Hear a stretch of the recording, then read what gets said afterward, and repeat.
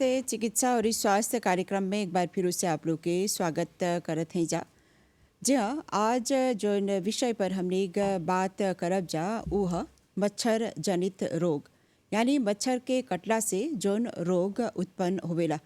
हमने जाने आ जा कि मच्छर के कटला से मालौया होवेला या फिर चिकुनगुनिया या फिर डेंगू जोन प्रचलित बातें मॉरिशस में, लेकिन एकर अलावा औरी कितने रोग उत्पन्न होवेला।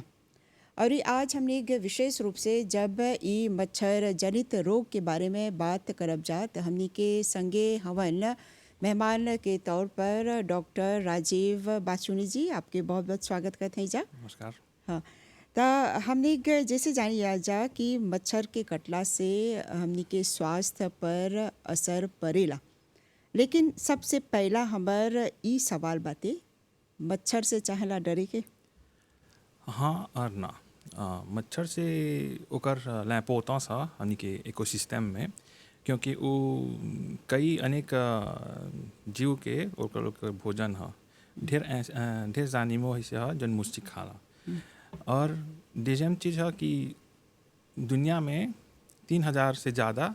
स्पेस मुस्टिक बा और सब दौड़ नहीं है ह्यूमन खातिन आदमी खातिन में खाली 2-3 गो स्पेस बा जौन दौड़। और ये जितना जन स्पेस बा उस सगरो नहीं प्रचलित है। ओकर कंडीशन क्लिमाटिक पर वो डिपेंड है कौन कौन मुस्टिक बा कहाँ कहाँ बा। और सी हमनी प्रिकॉशन लेवब सा तो हमनी के नहीं छाड़ डरे के मुस्टिक से। और ये जैसे हमने जानिए जा कि ज़्यादातर मॉरिशस में जोन बातें चिकुनगुनिया या फिर डेंगू होवेला, एकर अलावा मालौया एकर से काफ़ी सचेत करावल जाला मंत्रालय की तरफ से। हाँ, मॉरिशस क्या हमनी के जगह खातिन सबसे ज़्यादा पोता हाँ चिकुनगुनिया, डेंग और मालौया। और ये 3 गो जन बीमारी बा वो 2 गो मुस्टिक से होला। अनोफेल मुस्टिक जैसे सुनने हुआ वो मालौया फैलेला, वो हमने यहाँ मौजूद बा। और एडिस मुस्टिक जो का स्पेस बा वो चिकुनगुनिया और डेंग फैलावेला। तो मंत्रालय की ओर हर साल जैसे आज भी यहाँ ऐसा स्टूडियो में हर साल प्रोग्राम होला। फिर से आदमी के याद दिलावल जला कि कौन कौन प्रिकॉशन चला करे के और कैसे कैसे कौन कौन लक्षण है, कौन कौन सिम्टम है जब मालाजी होला तो कौन चीज़ चला करे के वो सब याद दिया ऐसा। और खाली टीवी पर नहीं, रेडियो पर भी रहेला प्रोग्राम और मीडिया में किसी जर्नल में वो भी सब रहेला। और जैसे हमने एक मॉरिशस में जो बातें पैदावार के क्षेत्र में हमने काफ़ी ध्यान दिला जा, और खासकर जब हमने गन्ना रोपीला जा या फिर चाय रोपीला जा तब बोले लग सा कि इस सब जगह पर मच्छर के उत्पन्न होइला के संभावना बहुत बाती। हमने के छना ऐसे लेके जहाँ भी पानी जमा सकी होई वहाँ मच्छर सकी अंडा पारे। मतलब जहाँ भी स्टैग्नेंट वाटर बा वहाँ ओकर डॉजे बा। मगर जहाँ पानी बा जो रनिंग वाटर बा जैसे नदी बहता तो वो वहाँ के डॉजे नहीं है कि अंडा पारी की मच्छर की पैदा हो। खाली स्टैग्नेंट वाटर में ये डॉजे है। और जहाँ भी स्टैग्नेंट वाटर हो उसकी ओकर एगो सांस देवे अंडा पारे के। यानी गर्मी के मौसम जब शुरू होवेला तब ज़्यादा ई खतरा पैदा होवेला या फिर बारिश के मौसम में? क्योंकि मॉरिशस के हमने के वो क्लीमा ट्रॉपिकल है, जब भी सकेला बरसात होई बारिश होई, लेकिन ज़्यादा जब गर्मी रहेला और पानी बरसेला वो ज़्यादातर ओले पोक के ओकर खतरा है। नहीं तो जब भी पानी बरसी और जैसे हमने के वो टापू है सा और जब भी बरसी तो वो हो सकेला होई ओकर एगो रिस्क है।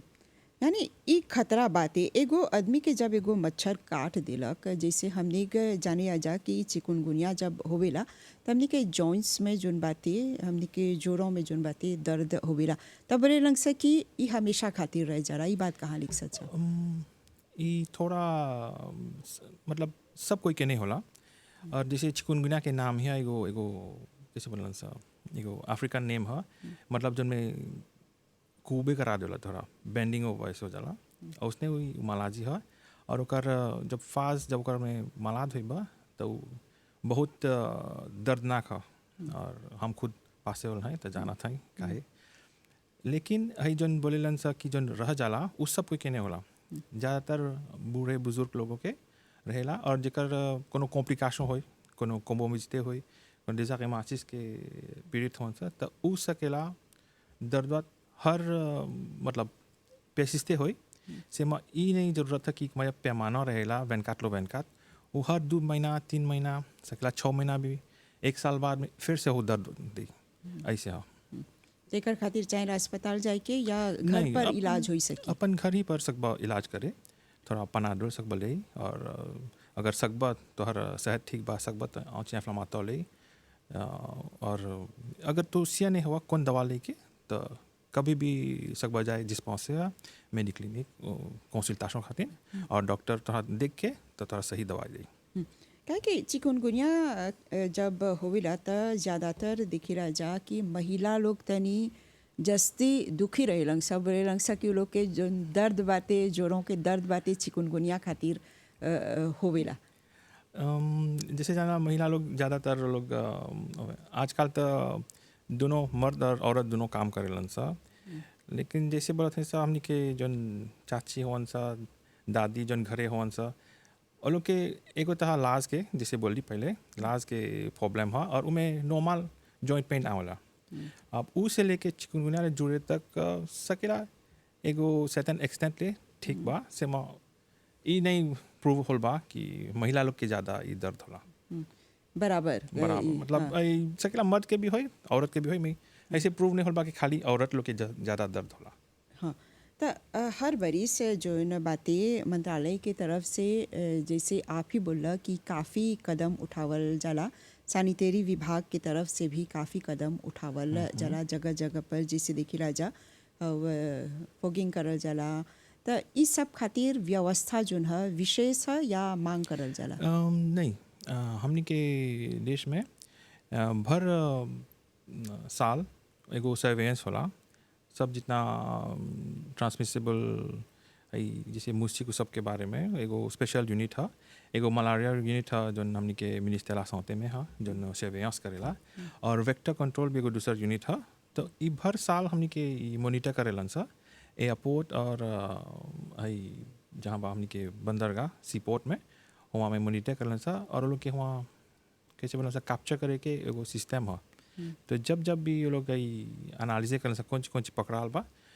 अकॉर्डिंगली वो लोग व्यवस्था करेलन सा और हमनी के जब का आवेला लोपिताल में ट्रीटमेंट के तो हमनी के एगो टीम है जन जाके हो एरिया में जहाँ जिसो मलेरिया होल बा तो सब आदमी लोग के जकर हो जन परिवार में बा वो लोग के जांच करल जाला और वहाँ एगो 500 मीटर ले दूरी तब ओकर कैसे बोला इंसेक्टिसाइड डालन सा ओकर लॉविसाइडिंग होला साफ सफाई होला और कभी कभी तो मॉस्किटो रेपेलेंट जैसे बोलन सा spray ou bien la crème moustique ou bien सौदाल moustique उ सब बांटेलन सा तो ई भर साल चलेला ई नहीं है कि कमाचा खाली सीजनल है जैसे हमने बोला सा मॉरिशस एगो छोटा सा टापू है जब भी पानी बरसी तो रिस्क है तो भर साल चलेला वो सब और भी दूसर जन प्रोग्राम्स है जैसे टेलीविज़न और रेडियो पर हर मतलब बखत बखत में हमने याद दिलाइला सा जब भी जब पानी बरसी ढेर उसमें जब फ्लड होला तब भी देखिए तो हमने के रेडियो टीवी में ये सब सलाह देवेलन सा फिर से याद दिलाई सा कितने चला स्टैग्नेट वाटर हमने के आंगन में घर के दाल के ऊपर धोम कैसे बोलब सा हमने के जहाँ कूड़ा फेंकीला सा वहाँ जब कुछ नहीं हुई कि जहाँ पानी से एक्यूमुलेट हुई। और जैसे हमने बात करते हैं जहाँ 3 गो जो न जैसे मच्छर के कटला से बीमारी ज़्यादा बातें मॉरिशस में चिकुनगुनिया बा मलेरिया बा या फिर डेंगू बातें हाँ लेकिन दूसर देश में जब देखिए जा जीका बातें फिर एक अलावा लिम्फेटिक कुछ इस तरह से हाँ फीवर होवेला हाँ दूसर देश में जैसे बनाए उद्देपा ना हमने के छला बोले कि हमने के लाइसेंस बा कि हमने के है 3 को से ज़्यादा खतरनाक नहीं बा दूसर नहीं तो बहुत ज़्यादा प्रॉब्लम होत पर फिर भी मलेरिया एगो मामूली बीमारी नहीं है एकर कॉम्प्लिकेशन जान लेवा भी सकेला होई और डेंगू के भी कॉम्प्लिकेशन है चिकुनगुनिया en comparaison तनी उतना डेंजर नहीं है से जब भी कोनो जो जेकर चिकनगुनिया होल अगर ओकर कोमोबिडिटी बा दूसर मालाजी बा उ सकी वो लोग के तनी घाव करे कौन कौन तरह के मराद? जिसमें वो लोग के जाबेत बा वो लोग के तौसों बा वो लोग के कोनो खून के बीमारी बा सिपा ऐसे सिपा बीमारी के वो लोग अपन कंट्रोल में नहीं कर वो लोग के अनकंट्रोल कोनो चीज़ बा है जाबेत तौसों और भी अन्य तरह की बीमारी तो वो लोग के सकी जस्ती कॉम्प्लिकेशन दे और यहाँ सकी खतरा होए। हाँ, जैसे बोलत हवा एगो व्यक्ति के अगर ई सब कैसे बोलब जा बीमारी बाते, हाँ,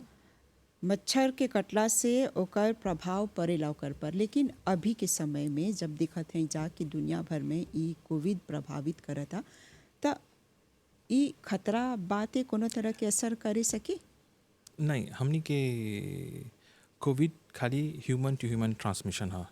हमनी व्यक्ति हैं ऐसा कोविड के हमनी के छींक से हमनी के खांसी से हमनी के ड्रॉपलेट से दूसर कोई के कॉन्टामिनेट कर मच्छर से नहीं कॉन्टामिनेट होला। तो कोविड के जो विषय है ये मच्छर से नहीं कुछ ले दी के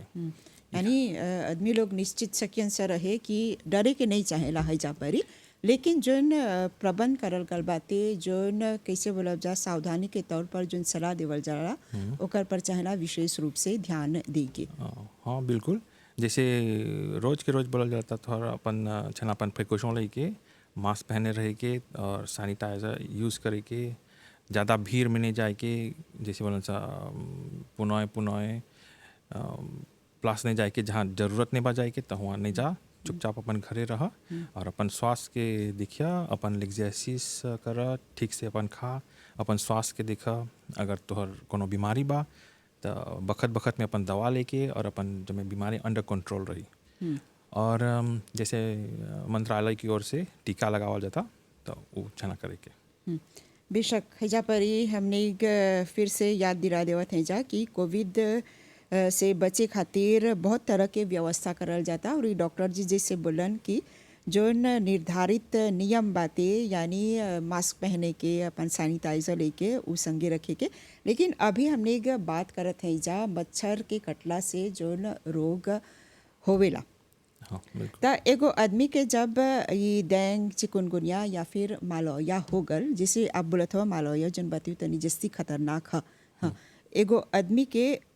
अस्पताल में इलाज कितना समय लेके चली मान ला ओकरा मालौया हो गल बा? तो पहले हमनी के छा जाने के कि मलौया के एगो पैरासाइट है जो ट्रांसमिट होला मच्छर से और वो इन्फेक्टे एंजीवीजी से मच्छर में जाला और मच्छरवा से दूसर कोई से फैलेला। तो ई बीमार होई से मतलब 10 जब मच्छर कटला से 10 दिन से 4 हफ्ते तक उ सकला सिम्टम डेवलप करे और जब सिम्टम डेवलप करी तो उमें बुखार रही उमें पसीना आई कब कभी जैसे बोला सा और राइगर्स ओकर सर दर्द बहुत जोर से होला मसल एक मतलब देह में सौंसे दर्द और लापेची खोदेला कब नोज़े होला वोमी भी होला। तो ये सब अगर ओकर बुखार एक में खासियत है ओकर बुखार ओकर साइक्लिक आवेला हर 24 का हो चुके में फिर से रिपीट होला सेतु रात के। तो जब ये सब सिम्टम होता और देखा तो बुखार नहीं उतरता नॉर्मल अपन जो दवा पिएला कब घरे से पी ले सको पनाडोल जैसे होला उसे नहीं कम होता तो छना जाए के कंसल्टेशन खातिर मेडिक्लिनिक जिस पहुँच से उमें अस्पताल जाइए और वहाँ छना ठीक से हिस्ट्री दे के मतलब अपन कहाँ गरला सेतु कि वया से दूर से आल हुआ उमें कोई पड़ोस में कोई वयाजे कर ले बा उकर छना हिस्ट्री दे के ये काहे ज़रूरत बा बस कि मॉरिशस में ऐसे मालौया नहीं है लेकिन हर साल इम्पोर्टेड केसेस मतलब जो हमने के जो मॉरिशस में काम करलन सा जो जैसे बांग्लादेश इंडिया पाकिस्तान और साउथ ईस्ट एशिया में जहाँ भी मालौया के बीमारी बा वहाँ से आदमी आवेलन सा टूरिस्ट भी आवेलन सा हमनी के मॉरिशन भाई बहन लोग भी जालन सा टूरिज्म खातिर तो वहाँ से जब आइयन सा गैतूने हुए सा तो सकेला कब इफेक्टे होके गैतूने है से ये सब चांसेस कमती है ज़्यादा इम्पोर्टेड केसेस मतलब बाहर के लोग के जस्ती जो आने लन सा यानी एगो कैसे बोला जा तेजी से ई कदम उठा लेवल जाला ताकि एकरा नियंत्रण में रखल जा सकी। हाँ हर कोई जो मॉरिशन लोग होन सा जो रेतूने होलन सा मॉरिशस में तो वो लोग के जैसे बोलन सा ऑफिशियल सानिते लोग वो लोग के स्वीवी करेलन सा और वो लोग के खून के भी जांच होला सर्टेन 2-3 समय ले शुरू में ओकर खून जब लेवल जा एनालिसिस करलन सा ओकर बाद में फिर से ओकर फोन टेलीफोनिक वाइज वो लोग के स्वीव करेलन सा अगर बुखार बा कि नहीं बा अगर बुखार है तो अलन सा फिर से ओकर खून निकाले तो एगो पूरा एगो टीम है एगो स्वीवी है कि जमे हिमालय हमनी के देश में नहीं घुसी। तो ई मालौया जोन बातें जैसे बोला ई काफ़ी खतरनाक बातें और ई ज़्यादातर जोन बातें हर 24 घंटा में एगो आदमी के ई एगो बुखार आई। जोर से हाँ, बुखार आवेला। हाँ लेकिन डेंग भी ये भी काफ़ी दैतोर बुखार देवेला। डेंग और मालौया में डिफरेंस ये है कि डेंग में जैसे बोली बुखार दर्द वो सब रहेला लेकिन उमें ओकर आँख के पीछे एगो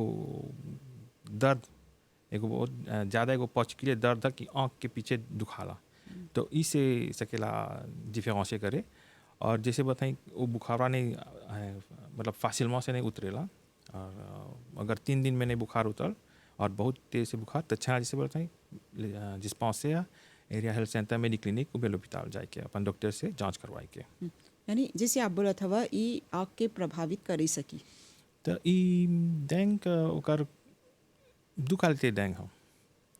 पहले और से तो मतलब डेंग के 4 टाइप्स के वायरस है जो डेंग से की फैलाए तो एगो डेंग के वायरस से पीड़ित होला तो ई करने मतलब दूसरा हला दूसर से नहीं पीड़ित होगा तो मतलब औत तो ताल सकबा 4 हला बीमार हो और जब जैसे ज़्यादा बीमार होला और जब एगो से ज़्यादा वायरस डेंग के टाइप से बीमार होगा तब कॉम्प्लिकेशन लगेला हो तब एगो हेमोराजिक टाइप के डेंग रहेला और अगर अपन वक्त में नहीं गईला अपन ट्रीटमेंट नहीं होला तो सकी उ जानलेवा भी हुई समझ से बोली आँख मालौया और डेंग में ओकर एगो जो दर्द है आँख के पीछे वो दर्द है बहुत जोर से तो एगो आदमी के पहचाने के मुश्किल नहीं होवेला तो यही खातिर बोल डॉक्टर के जाके देखा तो बस कि हमेशा मतलब एगो सिंपल जुकाम बुखार रही तो 2 दिन में 3 दिन में चल जाए मगर जस्ती पेशिस्ते करता और नहीं बेसे होता तब चाहे जाके बेशक छना जांच करवाए के डॉक्टर के अपन फैमिली डॉक्टर या अस्पताल में। लेकिन अभी हमार दिमाग में ई सवाल आवता है जिससे कैसे फ़र्क सकब जा करे अभी जब कोविड बाते एकर में भी बुखार बाते हमनी सकब से एलिमिनेट करी जो मालौया के अगर कोई आस पास में कोई के ट्रैवल हिस्ट्री नहीं बा और जन बीमार भी बा उ नहीं गल बाहर तो उ सकब से फ़र्क करे एगो मतलब एगो घोषीय मेथड है लेकिन टेस्टे तो छाना करे के मालौया के टेस्टे होकर खून के टेस्टे होला जांच होला तब कॉफी में होला और जैसे आजकल कोविड बा अगर खांसी बा बुखार बा और सांस ले के प्रॉब्लम बा तो ज़्यादा कोविड के सिम्टम है मालौया में सांस के प्रॉब्लम ऐसे en जनरल नहीं होला और खांसी भी नहीं है खाली में बुखार है दर्द है ट्रांसपीरे हो बा जिसे बना कप कपिए से बा वो होला। यानी गर्मी के मौसम में जितना तापमान बढ़ेला उतना ही मच्छर भी उत्पन्न होवेला ओकर सांस तबा से में ओकर फैले खातिर चहला पानी और अंडा छना पारे के सकेला गर्मी होई मगर ओकर पेपले करे के मतलब ओकर रिप्रोड्यूस करे के पानी के नहीं बा ओकर कंडीशंस नहीं बा तो उ नहीं होई। और ये भी छना बोले के कि मच्छर लोग सकेलन से अंडा पारे गहूँ और अगर पानी सूख गल बा तो ओकर को एगो स्टेज है पीपा अगर किस्ते हो जाला और सकेला हो सूखा में रहे बाद में 2 महीना बाद 1 महीना 2 महीना बाद में पानी बरसल तो फिर सकेला फूट के निकले ये एगो खासियत है। और ये हैजा परी हमने ये देखते हैं जा कि जोन मच्छर यानी नर और मादा बाती जोन फीमेल मच्छर है वो जस्ती काटेला हाँ और ओकर से ये बीमारी होवेला ज़्यादातर काटेला नहीं खाली फीमेल मॉस्किटो खून के सेवन करेला क्योंकि ओकरा खून चाहेला जब में अपन अंडा के प्रोड्यूस करे और सकी पारे जोन मेल मॉस्किटो बा वो मतलब हार्मलेस है वो खाली जिए खातिर वो प्लांट्स के जूस फूल के जूस वो सब ओकर सेवन करेलन सा खाली फीमेल ह जब रिप्रोडक्शन खातिर वो आदमी के खून नहीं तो जानिमों के खून के सेवन करेला। तो फीमेल वो जैसे ज़्यादा नौज़ेर है जैसे बोला। तो कैसे पहचानम जाए एगो मच्छर जोन बाते हैजा परी जैसे उ काट दिलक, कैसे जानब जा कि उ डेंग फैलावता या मालौया या चिकुनगुनिया? ये तो तुझे तो नहीं जानबा से थोड़ा कटलक तो वो फीमेल मॉस्किटो है क्योंकि मेल मॉस्किटो नहीं काटेलन सा। और जैसे बोला था मॉरिशस में en general जोन हमनी के जोन का आवेला डेंग और मालौया के ये इम्पोर्टेड केसेस आवेलन सा। लोकल में बहुत कम केसेस होल बा कि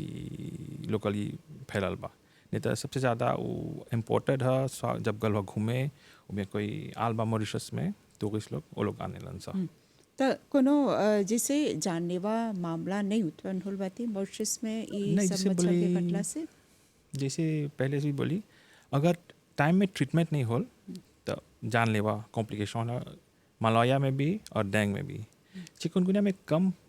कॉम्प्लिकेशन होला जानलेवा के में पॉसिबल है। यानी अभी लेक जोन बातें सकब जा बोले कि नियंत्रण में बातें हाँ, मंत्रालय की अभी तरफ जब से। बोले नियंत्रित बा एगो कंट्रोल में बा क्योंकि नहीं सुनाल बा कुछ हो। और डेनी में कुछ साल पहले हो रहल एगो आउटब्रेक हो रहल जैसे रेन्यू आइलैंड में भी आउटब्रेक रहल से तब से हमने के जोन कंट्रोल बा ठीक होल बा। और हर साल एगो 20 काले रहेला इम्पोर्टेड केसेस मलौया के और डेंग के। और चिकुनगुनिया के एक दुगो आवेला हर साल नहीं आवेला से 2-3 साल में होला। यानी ज़्यादा से ज़्यादा कितना समय लेकर ये सब मामला के निपटा देवल जाला? डिपेंड है मतलब जहाँ आउटब्रेक होल बा कितना जना अफेक्टे बा अगर कितना गोल के फामी बा और कितना जल्दी में कितना देर से पहुँचल हो हॉस्पिटल के सर्विसेज में हमनी के मतलब नज़र में और टीम के नज़र में वो देपान है सब चीज़ पर। लेकिन ये ज़्यादातर लेता नहीं लगेला तो हमनी के शुरू हो जाला हमनी के टीम लॉबिसाइडिंग करे के साफ सफाई करे के जहाँ भी आउटब्रेक होला। और जैसे बा जहाँ डेंग के रहा तो फोगिंग होला और साफ सफाई होला म्यूनिसिपालिटी की ओर से ओकर कोलाबोरेशन संगे और विलेज काउंसिल डिस्ट्रिक्ट काउंसिल वो सब मदद करेलन सा। तो हमनी के रिस्पांस टाइम बहुत जल्दी ही है। हमने उतना तौदे नहीं करेला सा क्योंकि जानेला सा एगो छोटा सुन टापू है सा उससे कि बहुत जल्दी से फैले। तो लड़का के जोन लापो है वो तनी जस्ती सेंसिटिव रहेला। एगो मच्छर जब काट दिलक ओकरा काफ़ी खतरा हो सके। मच्छर के कटले से ये नहीं ज़रूरत है कि मैं डेंग फैलेलक मैं चिकुनगुनिया फैलेलक फोदे हमनी के मच्छर आगे कोई दूसर कोई जन मालाद बा के कटलक। अगर कोई के मालाद नहीं रहल और कटलक तो मतलब फैलाए के मलाजी नहीं कम सांस बा। लेकिन एगो हमनी के नेचुरल रिएक्शन है हमनी के लाभों से क्योंकि जब मच्छर हमनी के काटेला तो ओकर सालिव हमनी के लापो और डैम में घुसेला तो उस सालिव से एगो रिएक्शन होला तब देखबा तो गुजिया होला लगेला खजवाए ओकर बाद में एगो बोस्टियन हो जाला। तो यही एगो एलर्जिक रिएक्शन टाइप है मच्छर से कटले से। ये ज़्यादा खतरनाक नहीं है लेकिन कोनो कोनो आदमी जैसी सांसी बा तो तनी जस्ती बड़ा एरिया होला में कोई के छोटा ही सुन एगो चिबोस्टियन नहीं होई कोई कोई के मोटा जैसे लड़का लोग के बा तनी ज़्यादा लाल ज़्यादा फैले ही तो तब तुरंत चाहेला अस्पताल ले जाए। सकबा अस्पताल ले जाए सकबा कोनो किसी बोलन सा को क्रीम लगा दे से मज ठीक रही कि एगो डॉक्टर के दिखा देबा सो अपन पेजात के दिखा दे सो डॉक्टर के लोपिताल जिसपॉन्स से मेडिक्लिनिक में आके दिखा दे। और जैसे आप लोग जैसे आप ही कम्युनिटी सेंटर में हवा अपन ढेर रोगी लोग के देखे रह जा। हाँ तो ये जब दिसंबर के महीना आवेला नवंबर दिसंबर हमने जाने जा के हेजा परी हमने के मौसम में भी काफ़ी बदलाव रहेला तनी गर्मी रहेला बरसात भी। हाँ लेकिन आप लोग कौन सी नोट करे जा देखले हवा जा कि आदमी लोग आवेलन सा ये सब बीमारी के संगे डेंग चिकुनगुनिया या फिर मलौया? जैसे थोड़ा बोली पहले अगर ट्रैवल हिस्ट्री बा गल बा कहूँ घूमे तो तनी ज़्यादा यूजुअली हमने सब हिस्ट्री पूरा लेला सब। लेकिन अगर ट्रैवल हिस्ट्री बा तो हमने जस्ती सस्पेक्ट करब सा कोते मलौया डेंग वे चिकुनगुनिया।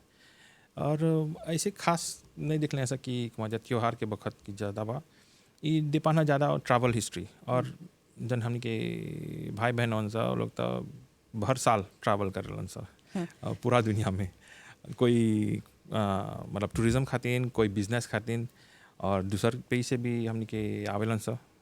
बिजनेस खातिर भी टूरिस्ट खातिर जोन बा हमने के फॉरेन वर्कर्स जन आवेलन सा वो लोग तो हर साल आवेलन सा तो नहीं सकब सब बोले कि खाली त्योहार के वक्त हमने के ज़्यादा हमने के चना भर साल मतलब कभी भी यानी कभी भी हो सकी हाँ। तो मान एगो एगो मामला आप लोग पता लगेला जा जिसे साउथ कम्युनिटी या जिस से कहीं भी हाँ तो ऐसन में आप लोग कौन सी करा जा अगर हमने के कोनो सस्पेक्टेड केस बा मालौया के या डेंग के तो पहला ओकरा भेजब सा अस्पताल हुआ स्पेशलिस्ट ट्रीटमेंट और केयर बा और हमने के एगो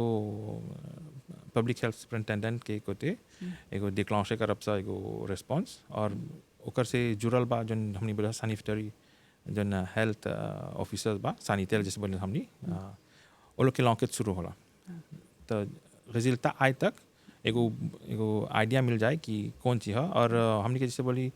मलौया डेंग चिकनगुनिया ये सब छना कॉन्फर्म में करके लैबोरेटरी टेस्ट से तो जब कन्फर्म होगा तब सब डिक्लांशे होला टूथ स्वीट और हमने के जो लैबोरेटरी बा वो 24 घंटा काम करेला तो कभी भी जब भेजब एसोचियों तो ओकर जल्द से जल्द ओकर प्रियोरिटी है यानी मच्छर जो है छोटा है लेकिन एकर से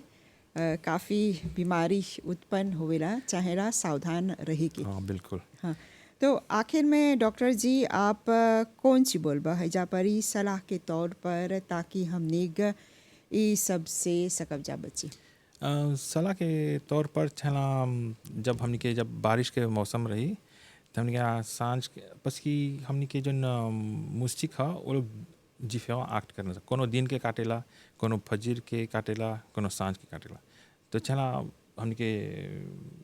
आतंशों करेंगे और हमने के आसपास घर में और पड़ोस के और छना साफ सुथरा रखेंगे नहीं छना कहूँ भी मजा पानी के एक्यूमुलेशन हो दे के हमने के कूड़ा जन बा छना बांध के रखे के नहीं छना एक्सपोज छोड़े के और लंबा बाही के हमने के सांझ के वक्त लंबा बाही के लुगा पहन लेके मॉस्किटो रेपेलेंट जो स्प्रे है कौन क्रीम है वो सब लगाए के और ये सब बेसिक मतलब प्रिकॉशन लेबा तो ओकर से प्रॉब्लम नहीं हुए यानी सकब जाए एकरा नियंत्रण में रखे सबसे बड़ा कदम है से प्रिवेंशन और ये सब प्रिवेंशन के तौर पर जैसे बोली करबा तो ओकर बहुत कम सांस है मलौया डेंगू में चिकनगुनिया पकड़े के तो डॉक्टर बाचुनी जी आपके बहुत बहुत धन्यवाद देवब जा धन्यवाद आपको